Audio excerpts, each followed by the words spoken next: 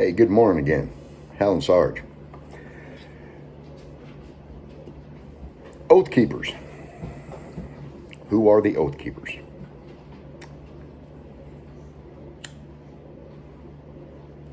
Everybody knows about the Oath Keepers. Former military and police and those who support them. They have been considered a right-wing organization. But who are they really?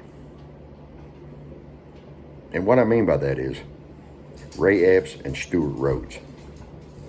Now, Ray Epps was physically on the ground during January 6th at the so-called insurrection, giving people directions. Stewart Rhodes, there's actually text messages and documents showing that he was communicating with members of the Oath Keepers and making statements like, if Trump won't do it, we'll show him how it's done, and Trump needs to do his job or we will, and things like that. But neither of them have been charged with January 6th. See, guys, a couple videos ago I talked about I won't join organizations because I don't trust them, because they are easily infiltrated. They're so caught up in what they're doing and the hoopla, and that they let anybody in. And they end up letting feds in, FBI assets. Now, one of the questions being asked is, was Ray Epps an FBI asset? That's a fair question. Based on the way they've handled him, it is a fair question. He's on the most wanted list, and then suddenly he disappears from the list. He's videotaped actually giving directions to breach the Capitol, calling for people to breach the Capitol. And they've done nothing with him. So it does lend itself to that scenario. The optics are terrible. Stewart Rhodes, the founder of the Oath Keepers, was giving directions, basically challenging Trump to his members, telling his members if Trump wouldn't do his job, they'd show him how. Showing that he was pushing, he was motivating people to take these actions in spite of Trump. So, Oath Keepers, do you really know who's around you?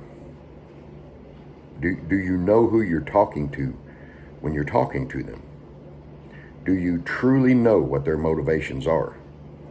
Or are you like the guys who were arrested for the plot to kidnap Governor Whitmer?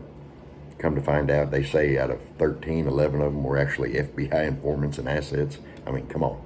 The FBI does do those things. It's a fact. I mean, it makes you even think about Antifa, Black Lives Matter, and those movements. How many federal agents were at those protests, at those riots? How many of them actually initiated the violence that took place? Because again, once the violence starts, your credibility is over. Your movement is shot. It becomes a public enemy. So if the feds can get in and cause that kind of violence, that just violence, if they can cause that, it destroys your movement in the public eye. But to me, a more feasible explanation for Ray Epps and Stewart Rhodes is that the January 6th committee wants to ignore the fact that they exist for this reason.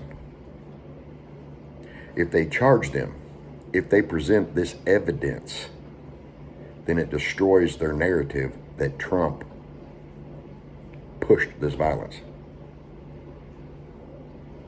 And I believe that's probably a more plausible scenario, that if they point out that Ray Epps was the one telling people to breach the Capitol, if Ray Epps was telling them to tear down barriers, if Ray Epps was telling them to march on the Capitol before Trump even finished his speech, and then they show that Stewart Rhodes and his Oath Keepers were communicating and saying that if Trump wouldn't do something, they would, which would mean Trump really wasn't doing anything, so they stepped in to do it.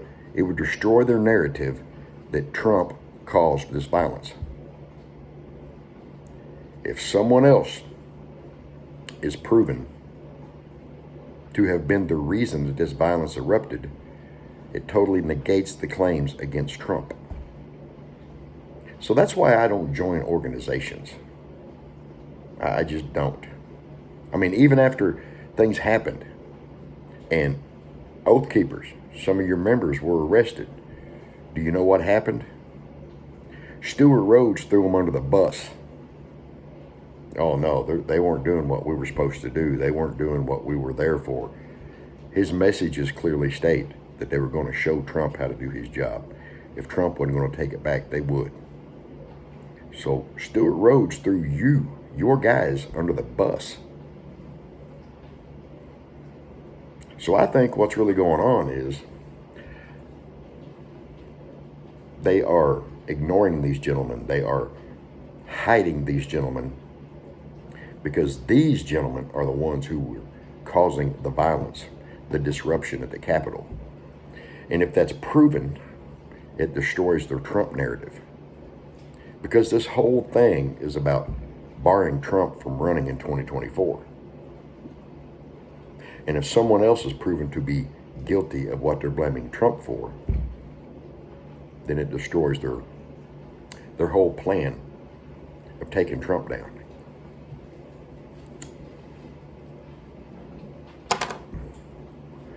Then again, that's just my opinion. You can take it with a grain of salt. This is Hal and Sarge. I'm out.